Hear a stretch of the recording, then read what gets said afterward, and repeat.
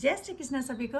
परम पिता परमात्मा की असीम अनुकंपा से व्रत 84 कोस परिक्रमा पूरी हुई और अब मैं आपको अपने अनुभव शेयर करना चाहती हूँ एक एक दिन के कि हमने कैसे कैसे आध्यात्मिक लाभ पाया, क्या क्या हमने दर्शन किए, वो मैं सारी संपूर्ण जानकारी आपको दूंगी इस वीडियो के माध्यम से।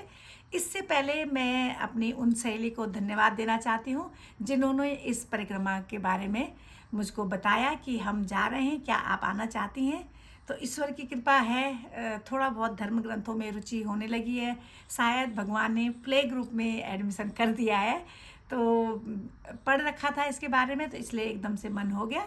तो मैंने घर में बात की तो मेरे पतिदेव ने कहा कि उनको तो अभी छुट्टी नहीं मिल पाएगी, पर उन्होंने कहा आप जा सकती हैं, आप जाइए अपना, क्योंकि समय का भरोसा नहीं है कि भाई आज हैं कल नहीं है, ये गारंटी तो है नहीं कि हम आज हैं तो कल हमने रहना ही है। तो इसलिए मैंने सोचा कि चलो मौका मिल रहा है और साथ भी है तो इसी बहाने मैं भी इस परिक्रमा को पूर्ण करके आ जाऊं। लेकिन फिर चैलेंज आता है कि अकेले यहाँ से कैसे जाओ। तो फिर मैंने अपनी एक सहेली से बात की, फिर अपनी बहन से बात की। तो सहेली की भी कुछ मजबूरियाँ थी तो वो इस बार नहीं आ पाई। तो छोटी बहन पे भी प्रभु की कृपा हुई तो उसको भी छुट्टी मिल गई तो वो मेरे साथ आई थी। तो यहाँ से हम लोग 24 तारीख को निकले। 12 साढ़े 12 बजे हम घर से निकले। तो 1 बजे की हमने ISBT से देहरादून से बस पकड़ी और 3.5 घंटे हमको कश्मीरी गेट दिल्ली पहुंचने में लगे। एक्चुअली दिल्ली हम इसलिए गए कि वो लोग ग्रेटर नोएडा रहते हैं, तो उन्होंने कहा था कि हम लोग बल्लभगढ़ में मिलेंगे। तो बल्लभगढ़ हरियाणा में पड़ता है और बंचारी एक जगह है हरियाणा में, बंचारी गांव है, वहाँ पे बलदाऊ जी का बहुत बड़ा मंदिर है। तो वहाँ जो लोग आसपास के हैं तो वो बंचारी से परिक्रमा उठाते हैं और जो मथुरा की साइड से हो वहाँ से उठाते हैं, जो राजस्थान के साइड से हैं वो डींग से या जहाँ जहाँ उनका घर पड़ता है, जहाँ से पास पड़ता है वहाँ से परिक्रमा उठा के फिर पूरी परिक्रमा 252 किलोमीटर की उसी स्थान पे समाप्त करते हैं जहाँ से उठाते हैं। तो हम 7 की वजह से बंचारी पहुँच गए। अदरवाइज़ हम वैसे जाते तो हम मथुरा जाते, तो मथुरा से हम परिक्रमा उठाते विश्राम घाट से, पर हमको 7 इधर का मिला तो हमने दिल्ली जाना ही प्रेफर किया। तो हम लोग दिल्ली गए। उन्होंने हमको कहा था कि वो हमको बल्लभगढ़ में 25 तारीख सुबह 6 बजे मिलेंगे। तो 24 तारीख को हम कश्मीरी गेट पहुँचे, 3:30-4 बज रही थी। वहाँ से फिर बस स्टैंड पार करके कश्मीरी गेट में ही मेट्रो स्टेशन है, 5 मिनट का पैदल रास्ता है।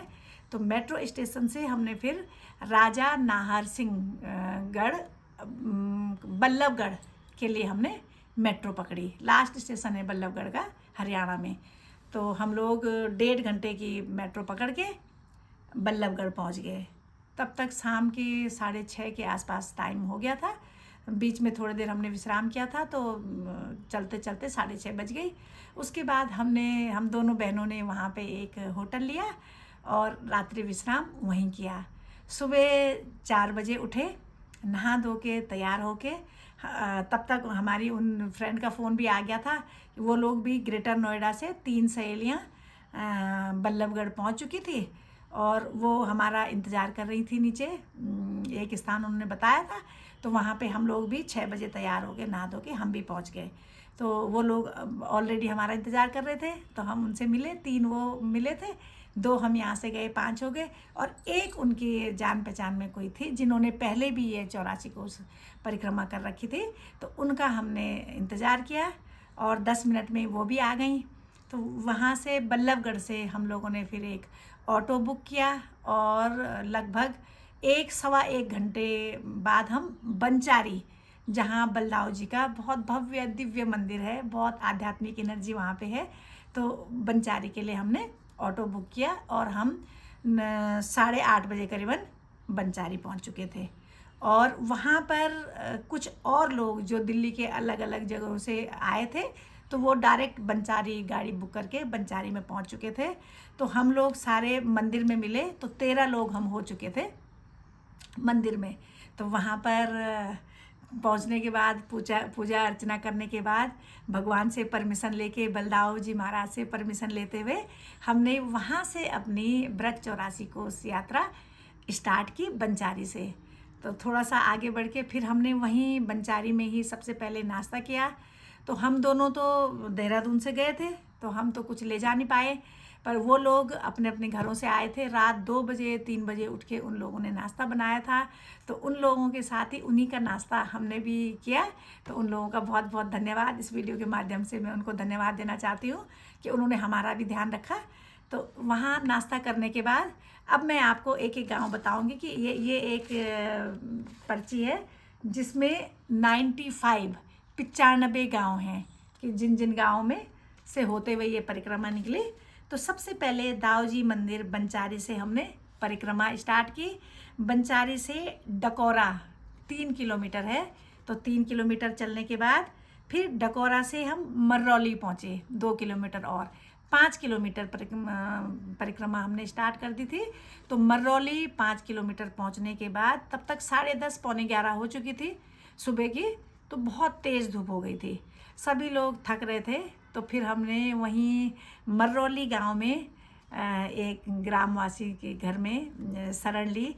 आजकल वहाँ का आप अगर माहौल देखेंगे ब्रज 84 कोस का, तो सभी ग्रामवासियों ने जहाँ जहाँ हम गए हैं सभी लोगों ने अपने अपने किवाड़ खुले छोड़ रखे हैं। अपने ड्राइंग रूम, अपने कमरे, अपने बरामदे सारे खाली करके रखे हैं कि जो भी परिक्रमा में आए वो आराम से उन जगहों पे आराम कर सके, क्योंकि गर्मी बहुत थी। कूलर की व्यवस्था की हुई है, पंखे लगे हुए हैं, तो जहाँ जहाँ जितनी जो सुविधा कर सकता था सभी लोगों ने की हैं। तो हम लोग मरौली गांव में 11:15 बजे करीबन रुके। तो जो हमको एक कमरा मिला था, तो वहाँ पहले से ही कम से कम 10-12 लेडीज़ आराम कर रही थी, विश्राम कर रही थी। जो पूरी रात भर चले थे वो लोग विश्राम कर रहे थे। तो हम लोग भी उन्हीं के साथ बस जगह बना के हम भी उन्हीं के साथ लेट गए। थोड़ी देर लेटने के बाद फिर भजन कीर्तन शुरू हुए, खूब डांस किया। मैंने वीडियो भी छोटी छोटी बना के डाली थी, तो आपने शायद देखी होगी वीडियो। तो स्टार्टिंग की जो वीडियो है तो वो मरौली गांव में कुछ ब्रज मंडल की महिलाओं के साथ बात करने का मौका मिला, उनके विचार जाने, उनका आध्यात्मिक जो उन्होंने कमाया है वो सुना, बहुत ही आनंद आया। और उनके साथ साथ भजन कीर्तन के साथ साथ मैंने भी डांस किया था, शायद आपने वीडियो में देखा होगा।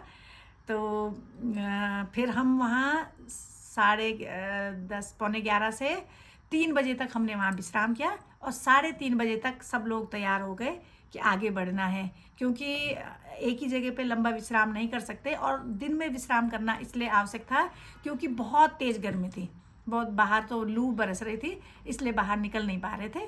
तो 3:30 बजे जिनके हम घर में ठहरे थे वो ग्रामवासी, वो महिला इतनी, अब मैं कैसे उनकी तारीफ़ करूं, शब्द नहीं मिल रहे हैं। मधुर स्वभाव की, इतना समर्पण भाव उनके अंदर, इतना दान पुण्य करने का मन, इतना दूसरों के लिए तपने का मन। वो बेचारी अंदर उस गर्मी में कुछ परिक्रमा वासियों के लिए रोटी और सब्जी बना रहे थे, वो उन लोगों को पवा रहे थे, और वो पूरे महीने भर ऐसी सेवा करते हैं। तो उनके सेवा भाव देख के तो मन गदगद हो गया। उन लोगों के सामने हम तो कुछ भी नहीं है, हम तो केवल बस अपने घर का ही काम करने में हम लोग थक जाते हैं, और वो हजारों सैकड़ों हजारों लोगों की हर दिन सेवा कर रहे हैं। तो वहाँ पे मन थोड़ा सा अपने आप को भी ये सोचने पे हम मजबूर हुए कि देखो हम कहाँ हैं, हम तो कुछ भी नहीं कर पाते हैं। उनका सेवा भाव कितना बड़ा है, वो कितने महान हैं, कितने बड़े वो काम कर रहे हैं।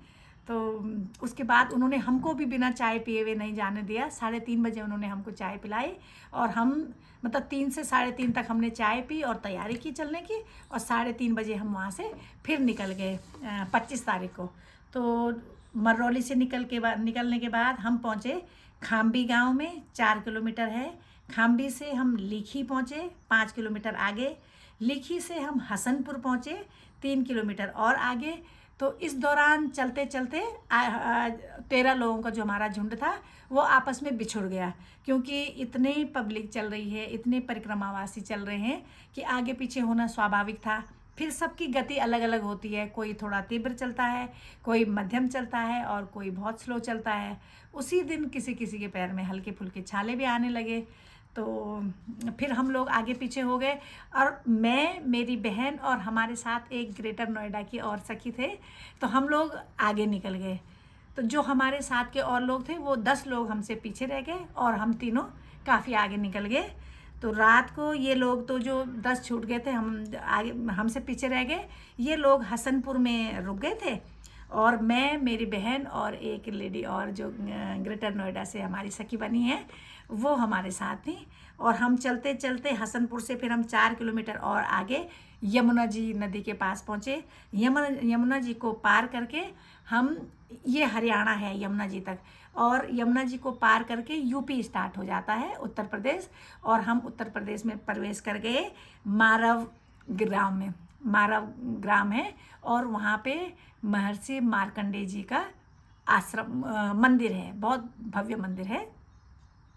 इससे पहले जब हम जमुना जी पार कर रहे थे तो वहाँ भव्य भंडारा लगा रखा था लोगों ने। एक बहुत बड़े प्लॉटों में, खेतों में लोगों ने कूलर लगाए हुए थे, पंखों की व्यवस्था कर रखी थी, काफ़ी अच्छी व्यवस्था कर रखी थी, टेंट डाल रखा था। तो वहाँ पे बहुत दिव्य भंडारा था।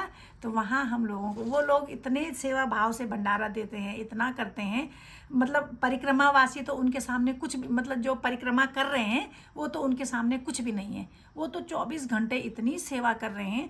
हजारों लोगों का भंडारा लगातार चल ही रहा है, निरंतर चल रहा है। तो वहाँ हमने भंडारा जिमा था और उसके बाद हम यमुना जी पार करके मारव गांव 5 किलोमीटर और चले रात्रि को। तो हम पहुँचे 11 बजे रात, यूपी के मारव गांव में पहुँच गए थे। और वहाँ पे मार्कंडेय जी का, महर्षि जो मार्कंडेय जी थे उनका मंदिर है। तो वहाँ हम विश्राम करने के लिए पहुँचे। अब ज़िंदगी में कभी इस प्रकार तो रहे नहीं हैं, पहली बार घर से निकले थे और अपनी चादर आपको बिछानी है और अपनी चादर में ही आपको लेटना है। तो हम लोगों ने भी मंदिर के प्रांगण में, हजारों श्रद्धालु लेटे हुए थे, वहीं पे एक कोना ढूंढ के हमने भी अपनी चादर बिछाई और लेट गए। तो अब मैं अपने अनुभव आपको बता रही हूँ। अब वो आप कमी समझिए या फिर हम लोगों के रहन सहन की वजह से समझिए कि हम लोग ना तो सो पाए और ना हमें नींद आई, क्योंकि कूलर वहाँ पे इतने हजारों लोगों तक कूलर कैसे पहुँचता, और पंखा भी उतनी दूर दूर तक नहीं पहुँच सकता था। तो जैसे कैसे हमने आधा घंटा बिताया, नींद तो आई नहीं, लौटते रहे तीनों। उसके बाद हम उठ के बैठ गए 12:30 बजे ही कि अब हम क्या करें, मतलब 1-1.5 घंटा हमने किसी तरह अलट पलट के बिताया। 12:30 बजे हम फिर बैठ गए कि अब क्या करना चाहिए, नींद तो आ नहीं रही थी। तो सोचा कि दिन में ज़्यादा गर्मी हो जाती है और रात को मौसम सही रहता है और नींद भी नहीं आ रही है, तो क्यों ना हम चलना ही प्रारंभ कर दें। तो फिर हम 12:30 बजे फिर दोबारा मंदिर में भगवान को हाथ जोड़ के, मार्कंडेय ऋषि को हाथ प्रणाम करके, हाथ जोड़ के फिर हम वहाँ से निकल गए। तो आगे की ये तो थी एक दिन की 25 तारीख की परिक्रमा, 25 मई की जो मैंने आपसे शेयर की। अब जो 25 रात से और 26 शाम तक का जो विस्तृत वर्णन है वो मैं आपको कल की वीडियो में बताऊंगी। और अगर आपको ये वीडियो पसंद आए तो आप चैनल को सब्सक्राइब कीजिएगा, वीडियो को लाइक कीजिएगा और अपनों तक शेयर अवश्य कीजिएगा, ताकि उनको भी इस पूरी ब्रजमंडल की यात्रा के बारे में पता चल सके।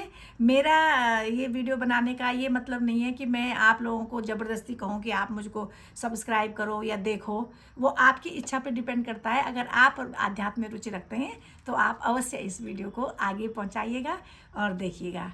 और कल मैं फिर मिलती हूँ आपको, इसके आगे दूसरे दिन कैसा कैसा रहा, कौन कौन से गांव हमने कवर किए, हम कैसे कैसे चले, वो